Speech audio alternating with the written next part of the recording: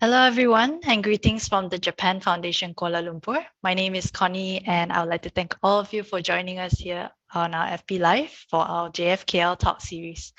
If it's your first time, I'd just like to share with you that this series is initiated to reach out to everyone and introduce more about Japan through the lenses of professionals in various fields. So today for our fifth episode, we are very delighted to have with us Dr. Wong Oi Min. And with her, we'll take a closer look on the transformation of Japanese theater landscape from her perspective as a Malaysian. Allow me to share a little bit about Dr. Wong. She is a drama and theater educator, director, and actor with a PhD in arts from Nihon University in Japan. Currently, she is the head of doctorate program at the Center for Postgraduate Studies at the National Academy of Arts, Culture and Heritage, ASWARA, in Malaysia. Her research interests are physical theatre, applied theatre, and intercross-cultural work. She upholds her beliefs in crossing boundaries towards multicultural coexistence in her work. Today's talk will be dividing into two segments to give an overview of the theatre landscape in Japan from her perspective. And we will first look at the various theatre forms that emerged namely during the 1960s to the 1980s. And then we'll take a short break before we enter the second segment, where we'll focus more on the narratives of body through physical theatre of the Storehouse Company and Gekidan Kaitaisha. After that, we will end with the Q&A session after the talk. So if you have any questions or thoughts that you'd like to share, you can just leave them in the comment section and we will collect them for the session later. Without further ado, let us welcome Dr. Wong. Hi, everybody. Hi, Dr. Wong. Good How are evening. you? I'm fine. Okay, so you're good. You ready to start? Yeah. Okay, all right. Okay. First of all, I would like to thank you, Japan Foundation, great to give me a chance to share about Japanese theater. So today, why I choose this topic, transformation of Japanese theatrescape, forms and bodies. As per introduced, I particularly interested in physical theater, and I love traditional theater also. And why I was in Japan, it was because of in around 1992 or 1991, I saw a media directed by Ninagawa. So from that particular piece, I see the theme the topic that I'm interested in. So for the past 12 years, today what I share is what I have observed in the past 12 years. So the discourse here might be different from how Japanese look at it. And for the practitioner or the artist I mentioned here, if you don't agree what I've said, I accuse on that. But this is from my personal perspective of how I see Japanese theater.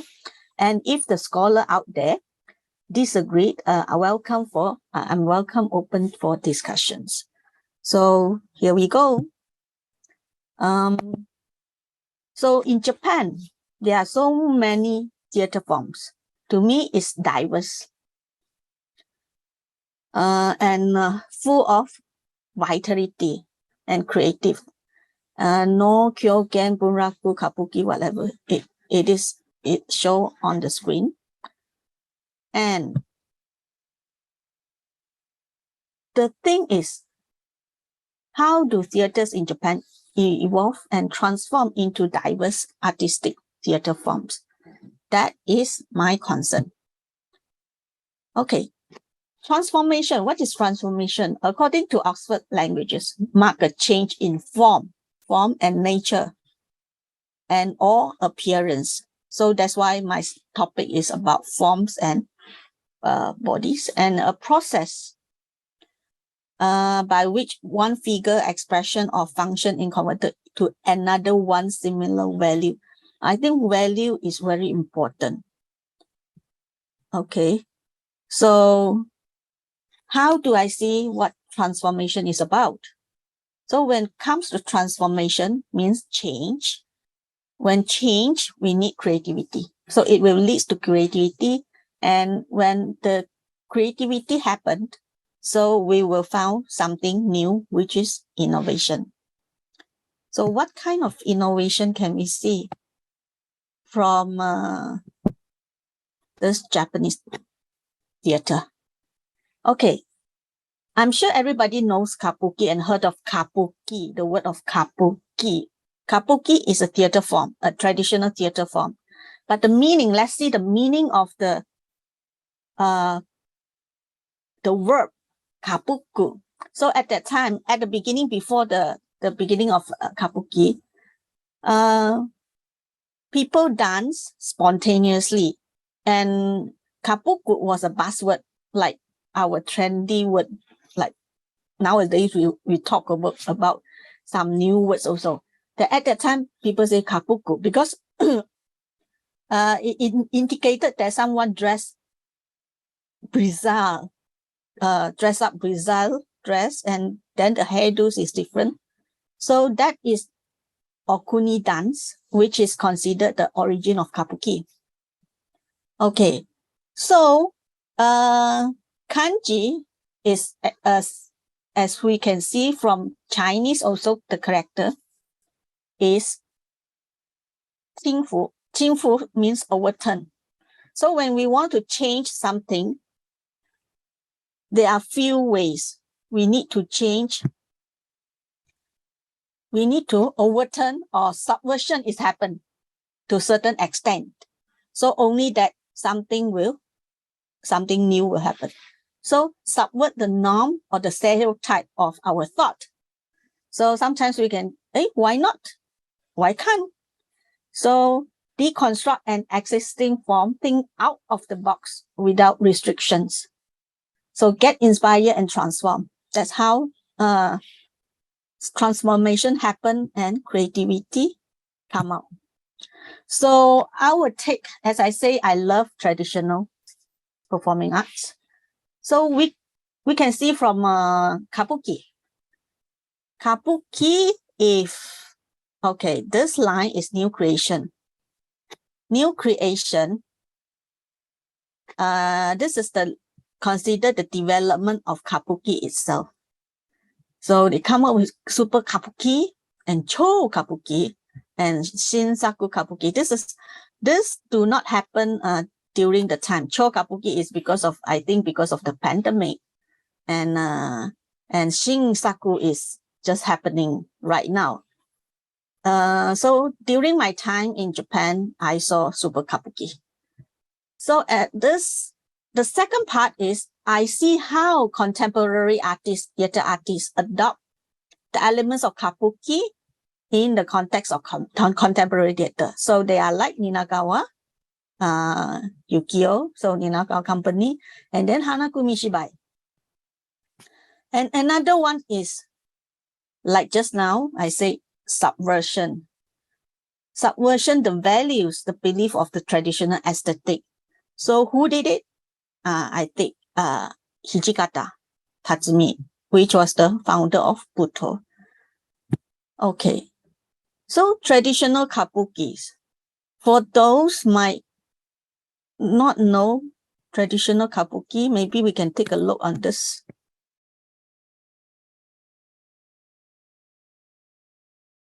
Okay, this is kabuki, the traditional form or the classical form. So before a classical form of kabuki is formed, how does it look like? We can take a look on the kabuki in the rural area, which is performed by amateurs. Also, it's very interesting. If people may recall, like in Malaysia, we can imagine like the Chinese opera stage in the rural area or near the temple. So this is the kabuki in rural area performed by amateurs. Well, okay. So what is super kabuki? Ichikawa Enosuke. So conceived by the third generation son daimyo of Ichikawa Enosuke in 1986. He talked about story, 3S, story, speed, spectacle. So let's take a look on this.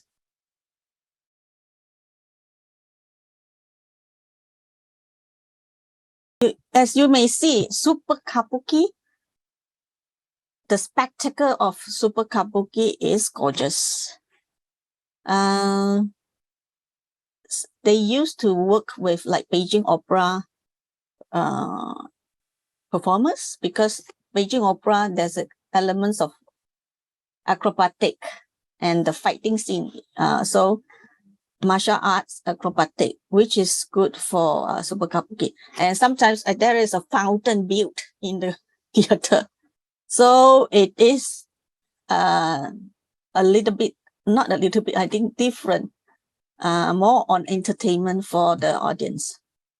Okay, now we move on the second part. Like I say, how does Ninagawa adopt the elements of kabuki? Ninagawa Yukio was okay, sorry, I have to type this one because I hardly find the pictures on the website. So I will use Google Images to show that how Ninagawa's work.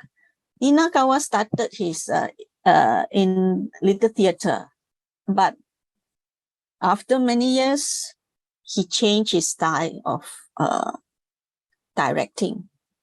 So we can see the elements of, in terms of using not only the elements of kabuki, but like the Greece chorus, the elements of traditional is being used, adopted by Ninagawa Yukio in terms of the costume or the spectacles, the visual part. Okay, so he did a lot of directed a series of Shakespeare's. So if you guys have any chance to watch it, and but Ninagawa has passed away. But if you have happened to see any on video, then you may take a look on that. Okay, so come back to this one. Okay, Hanagumi. I want to talk about Hanagumi. Hanagumi, Kano Yukikatsu. So actually this gentleman is my senpai, my senior, because he graduated from a College of Arts, Nihon University, where the university I went to. So he loves kabuki. In our university, there was club for kabuki. So for him, kabuki is for kabuki families. But he is not coming from a kabuki family, but he loves kabuki. And why can't I perform kabuki? So that is the, just now I mentioned, why can't? Why not? So they formed all men's companies to perform a drama, a play, and then sometimes it's like kabuki. So he set up his own company. Let's see from, I think, let's see from here. A glance on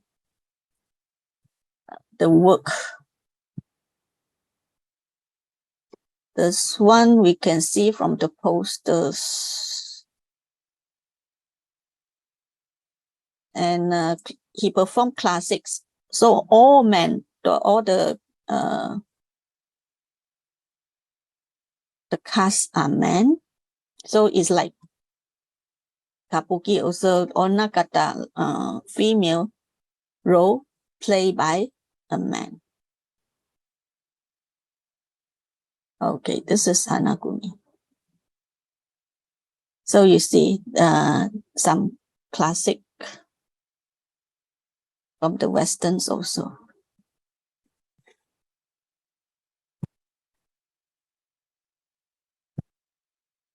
And then another one is Suzuki Tadashi. I'm sure everybody knows Suzuki methods. His method is very popular. How I see Suzuki is he adopts not from Kabuki, but from adopts the element from No.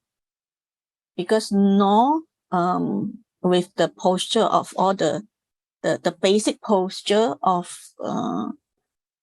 lower the body, and this is the foundation of all the performing arts in Japan. But he changed a lot of, he goes against not just suriashi, but stamping. And so that's how he transformed another form of presentations. Okay, we go here and see his work.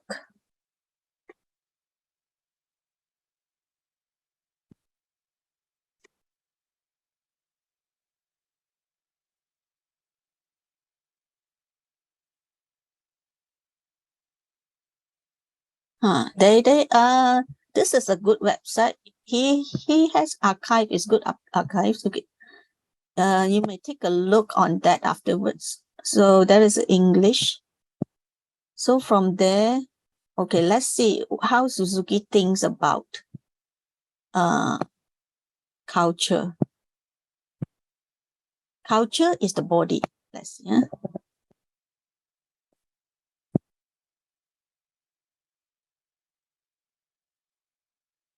A culture society is one in which the perceptive and expressive abilities of its people are cultivated through the use of their intimate animal energy. He talked about animal energy and non-animal energy. The non-animal energy, which is a civilized energy. And so Japanese No. Why Japanese No survive? Survive as a form of pre-modern theater that employs almost no non-animal energy. In the case of music, for example, most modern theater utilizes digital equipment to electronic reproduce pre-recorded or live sound through amplifiers and loudspeakers. Whereas in the No, the voices of the principal actors and the chorus, as well as the sound of the instruments played on stage, are projected directly to the audience. And No costume and masks are made by hand, and the stage itself is built according to pre-modern carpentry techniques. Although electric lights now illuminate the No stage, this is kept to a minimum and never resembles the elaborate multicolored light designs of the modern theater. Okay.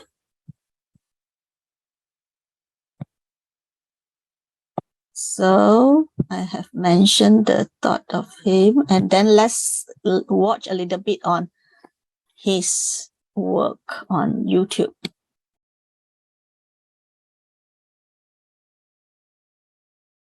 Okay, so here is a little bit about how Suzuki Tadashi's work. Next, I'm going to talk about Miyagi. Miyagi Satoshi, I think he is inspired from the puppet theater.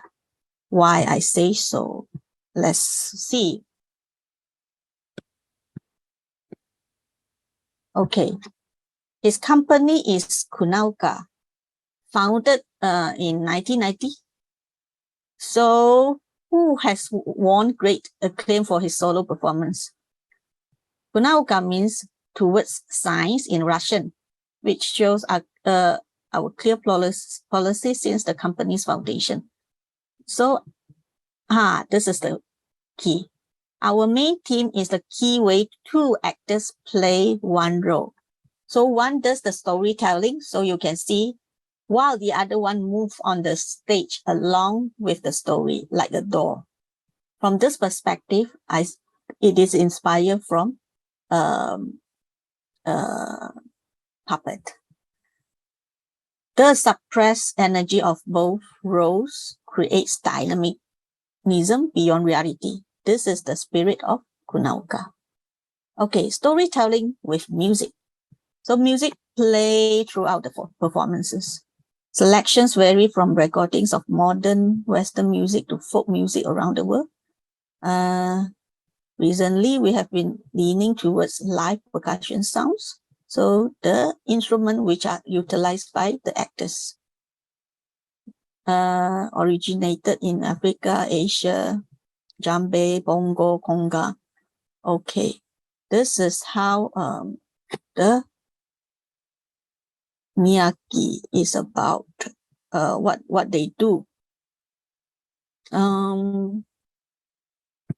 From here, this is the director, Miyagi Satoshi.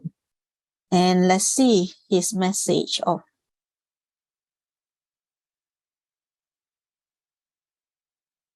okay. I produce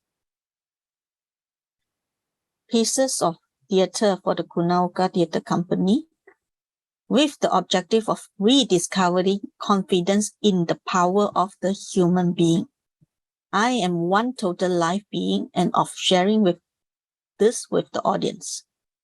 Word and body, logos and petals, which are torn apart on stage, show us to what extent they are vital to each other. One could say that there is a fervent courtship between word and body, and beyond it, a moment of bliss where these two overcome their alienation and fuse together. Thus, the primitive image of human being will manifest itself on stage. So this is how he think of his aesthetic. So basically, this is the first half I'm going to talk about, share with you how I see the transformation, in particular from the traditional to contemporary theater. Okay, now we move forward to segment 2, narratives of body. There are so many narratives. I also don't know which one to pick up, but I'll pick up 2, which is the bottom 2. Here, Gekidan, Kaitaisha, and Storehouse Company. Because these 2. Because I watch a lot. And then in particularly Storehouse Company, I used to work with them in organizing the physical theater festival. And of course, all this I watch. So, but due to limited of time, I just share with you. So body, not only these, Buto, there are so many discourse on Buto also. Each individual, even Hijikata or Nokatsu or Iwashita Toru, there are so many. And then Ohashi Hiroshi and Taihen. Taihen used to come to KLPAC to perform, disabled, but they have their, in Japanese is Taihen. Tai with the kanji is like a state. How hen also, like, to me, is a transformation also. How they transform their state to a different level. That how I conceive Taihen and OM2. So now we will go and see Gekidan Kaitaisha. Okay. Gekidan Kaitaisha was organized in 1985.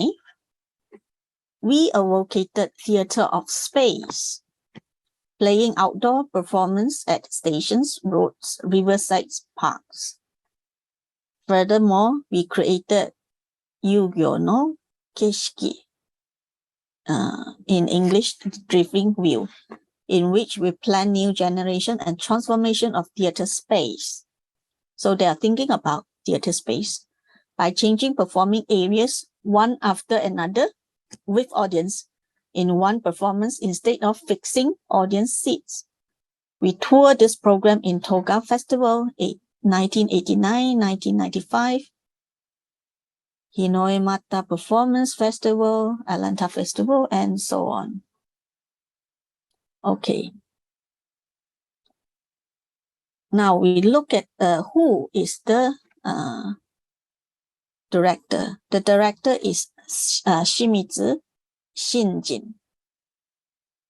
Okay. We take a look on this.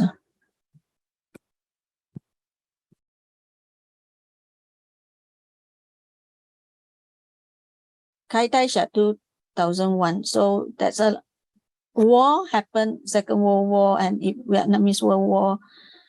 So in this piece, you will see a lot of icon that from the war. Some of the picture I couldn't show here, but maybe I suggest you guys go and take a look on the website. Then you will see an entire view of bye-bye.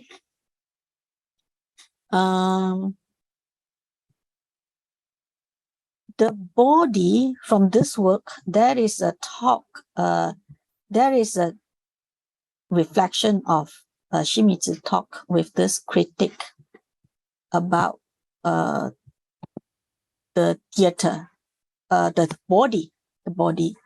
So this one is difficult to, Shimizu is a philosopher. It's quite difficult to understand his work. So I just translate literally. So see everyone can catch up or not. Okay. Since the 1990s, I have been talking about theater of the body. Okay. Those who can read kanji can read theater of the body. And in other words, I have been thinking about the state of body, the state. So the first thing I can say is the body is extremely historical. For example, when I started doing theater until the mid-70s, the body was called a flesh body. Flesh body, niktai. One is shintai. So niktai means, the terms niktai used in 60s. And I'm starting to say human body now. Jintai. Human body. So, okay. Now, by the way, in the 1960s, flesh body, which is the necktie, was associated with rebellion. This is Hijikata. Necktie no Hanlan. Hanlan is this is indicates Hijikata. When the flesh body overturns the modern hierarchy, in other words, when intelligence and sensibility exists, that hierarchy means power. Just now you can see the actors of power, will be turned upside down. The image of the revolution and the rebellion of the flesh body, necktie, were synonyms. So in this manner, they are synonyms. I believe that the body appeared when it was defeated. Okay, body, shintai.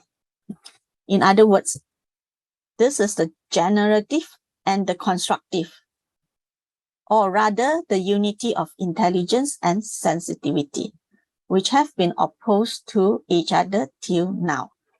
It came to be called perception. For example, in the image of Apollo-like and Dionysian-like beings, this is the Greek. Okay, opposing each other and becoming one with each other, repeating generation and construction, the possibilities of the body coexisted with the media technology that was progressing at that time. So in 90s, so the media technology is advanced. Okay, so now you could call it post 9/11, 2001. So you all can imagine 9/11, the human body that I'm concerned with is the concept of Apollo Dionysus instead of grasping the flesh body Niktai, which is a physical body Sintai, as what has been raised up by Agamben. Agamben physical body is biozoe. I thought that biozoe should be talked about as pair with body now.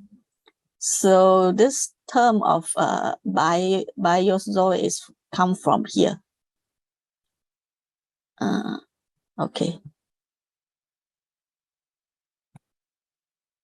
So this human body, Jintai, is equivalent to Zoe, is in the first place a completely non-resisting being that has forgotten human gesture and is almost impossible to receive. I call it the fortification of the body. Now is the fortification. And I wanted to address this issue, which is why I have given it the subtitle about the fortification. I am thinking about it now. Now means the time when he created the piece.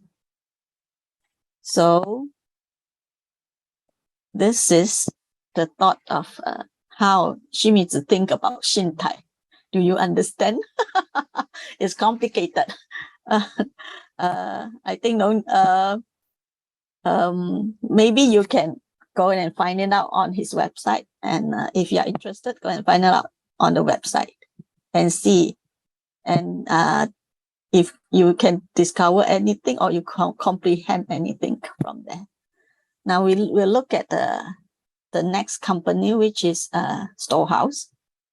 Storehouse company is the director is Kimura Shingo. So Kimura Shingo born in Aomori Prefecture. Aomori Prefecture is the north, the Tohoku part. So there are many artists actually from that. Kimura opened a studio in Tokyo in 1994 as the director of the theater company Kaitaisha until it was disbanded in August 1994. Later, he opened a small theater named Ekoda Storehouse. So Ekoda Storehouse is just the neighborhood of College of Art, Nihon University. That's the reason why I have the opportunity to work with them and establish the theater company, Storehouse Company. So he is the playwright and the director. So he held the Physical Theatre Festival as the executive committee chairman from 1999 to 2006. So after that, he have to move his space to Ueno because the storage will be renovation. So they have moved to Ueno, but they continue with the festival with a new name, which is Storehouse Collections. Okay, inviting a theater company from overseas. And we can take a little on this. This is their website. Okay. Later on, we will take a look on this three, I think particular to this two production, which is boxes and rope.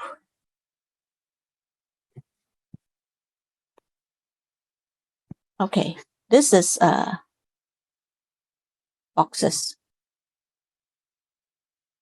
1999, if not mistaken, 1998, he started with a new, something that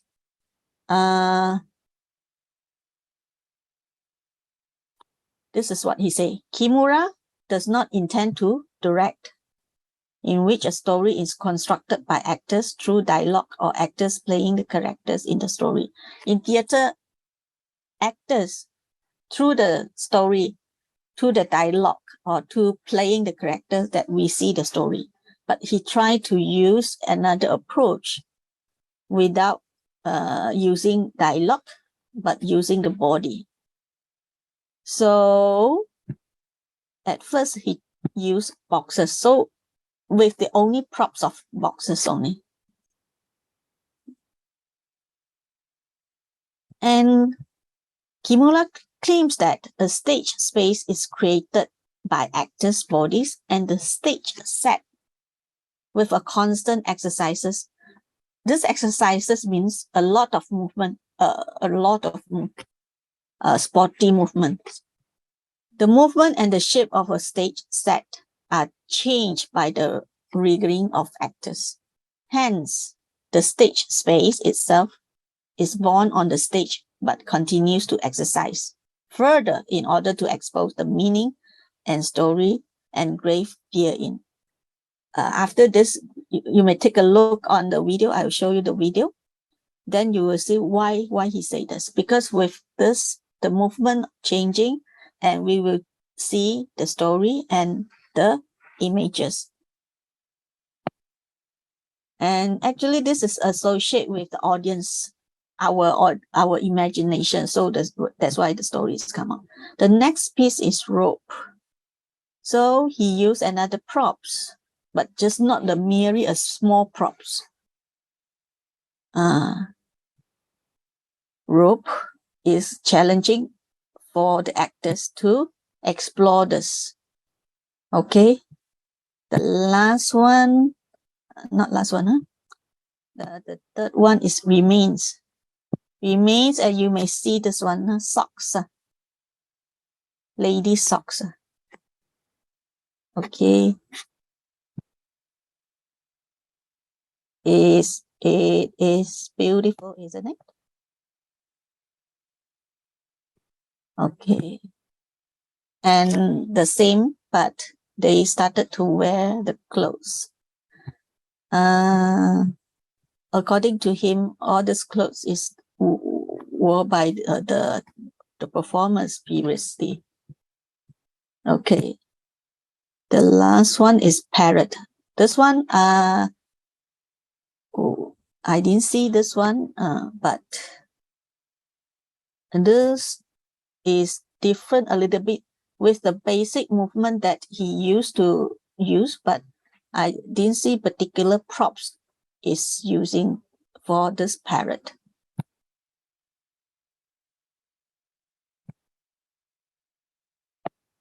Okay, so we will take a look on the video. This recording is the 2011, so it's an old restage.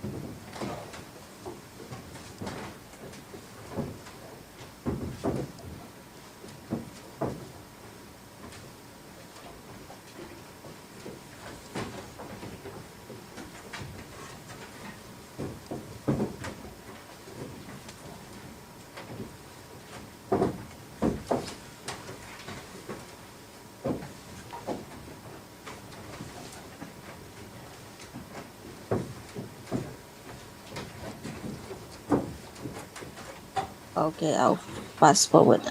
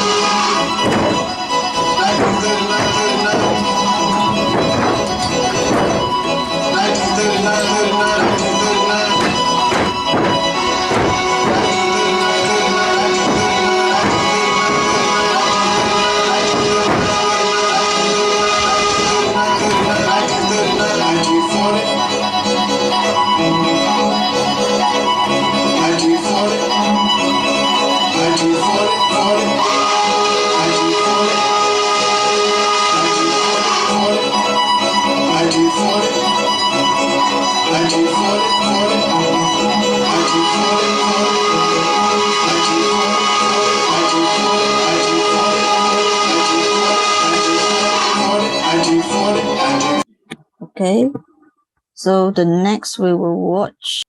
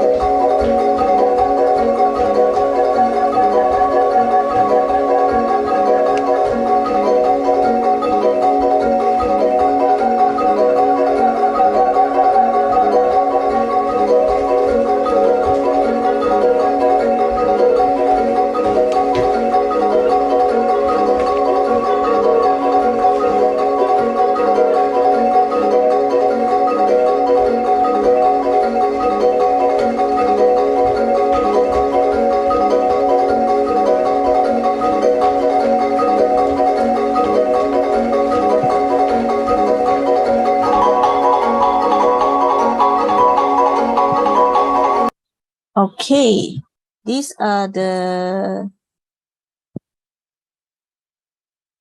production that I want to show about storehouse.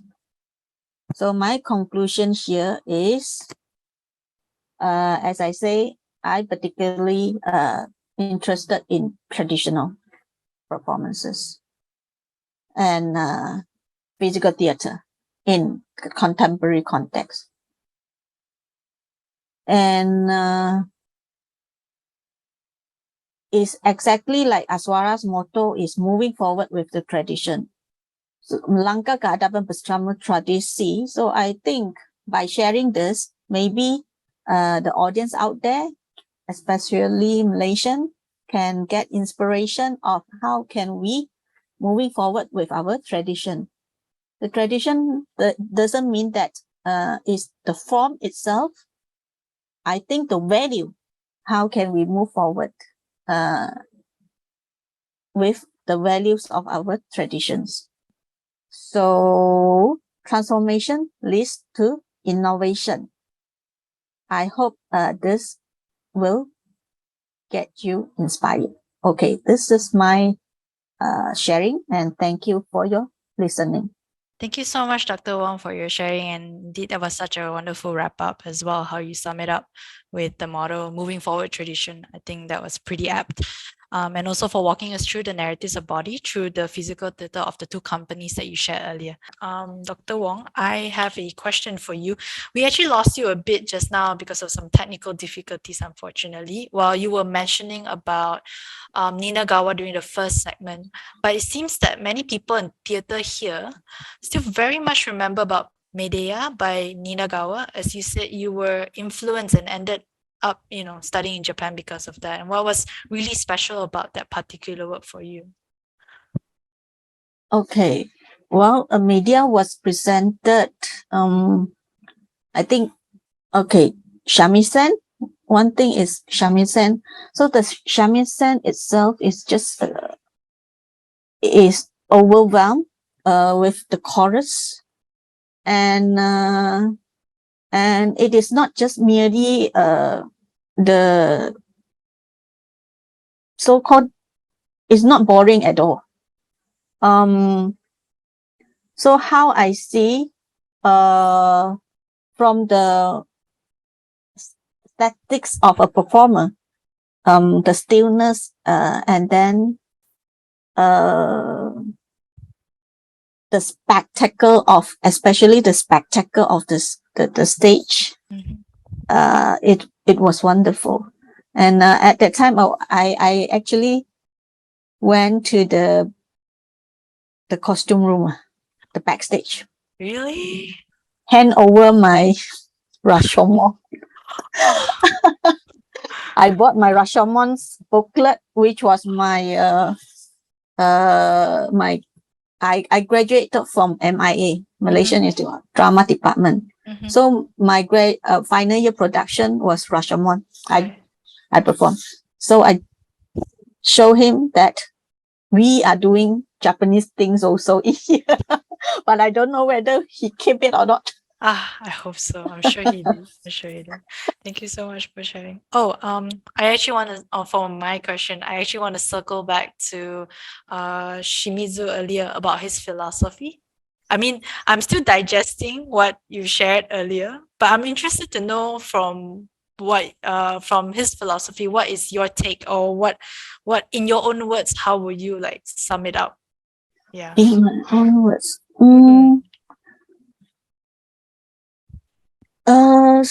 he is talking about intelligence, but this intelligence is mentality. We can consider it is a mentality.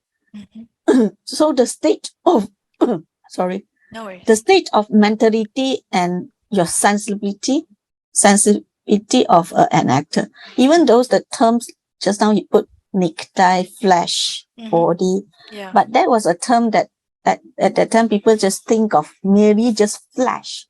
But our body for a performer is not only flesh, but also our mentality and our sensitivity. So does everything combine together? How can we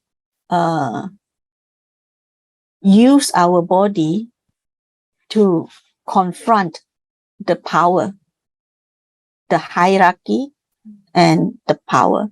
So we have to go against beyond all this sensitivity and our mentality and even our flesh to tell that how we feel and what we think.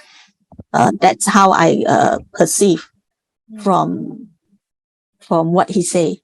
Right. Even though I interview him, I quite talk to him a lot during my time there. You have to go and think, digest, because a lot of terms that he used, or even the statement that he deliver, Yeah. you cannot get it very easily. Yeah. That's for sure. Yeah, that's kind of me right now. That's why I'm interested to know how you see it. That's why. Yeah. So my final question, leading to that as well, it's what are the significance in Japanese physical theater compared to, say, the Western ones? For yeah.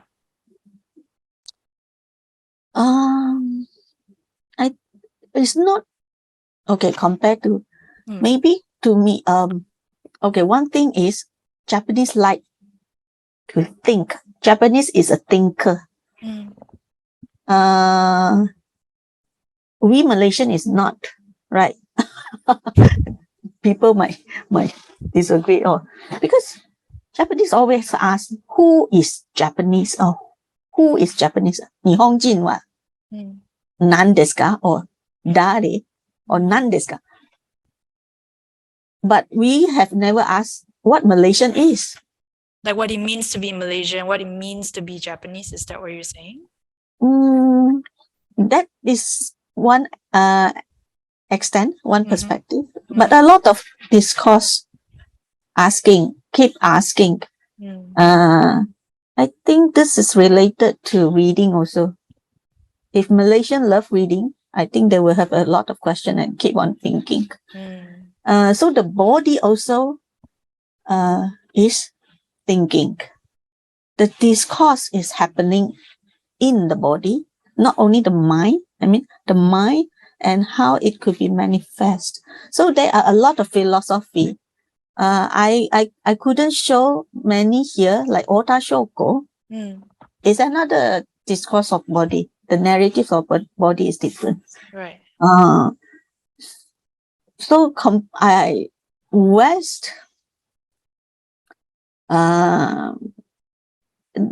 West maybe is look for more like I think the physical, the appearance, physical part. Right. So that is the difference. The depth, I see the depth. The depth, that is an in-depth discourse in the body.